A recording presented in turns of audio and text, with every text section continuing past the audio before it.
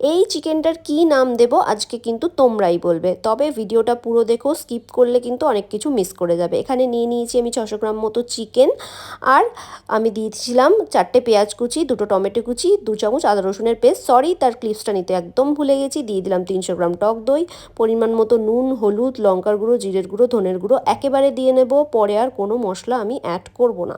দিলাম এখানে প্রায় 10 চামচ মতো সর্ষের তেল, দিয়ে ভালো করে ম্যারিনেট করে রেখে দিয়েছিলাম আমি প্রায় 1 ঘন্টা। এখানে একটা বড় হাঁড়ি বসিয়ে নিয়েছি, দিয়ে দিলাম বেশ খানিকটা সর্ষের তেল, আর এখানে বেশ কয়েক পিস ডুমো ডুমো করে কেটে রাখা আলু। আলু ছাড়া বাঙালির চিকেন মাটন কিছু চলে না। আর এখানে আলুগুলো ভেজে তুলে রেখে কিছুটা পেঁয়াজ দিলাম ভাজতে, পেঁয়াজটা বেরেস্তা করে তুলে রেখেছি। সেম তেলের মধ্যে তেজপাতা, শুকনো লঙ্কা, গোটা গরম মশলা ফোড়ন দিয়ে ম্যারিনেট করা চিকেনটা দিয়ে নেব।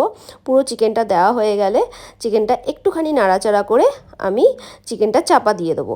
আমি চাপা দিয়ে প্রায় 20 মিনিট রেখেছিলাম।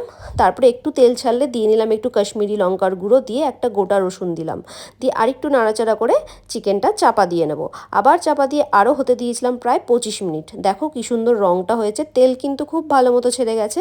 এবার 5টা কাঁচা লঙ্কা চেরা দিয়ে দিলাম, চেরা দিয়ে আরও 10 মিনিট হতে দিয়েছিলাম। তারপর ওই বেরেস্তাটা দিয়ে ওপর থেকে ধনেপাতা কুচি দিয়ে ব্যাস সার্ভ করলেই কিন্তু আজকের এই tasty tasty restaurant style chicken একদম রেডি।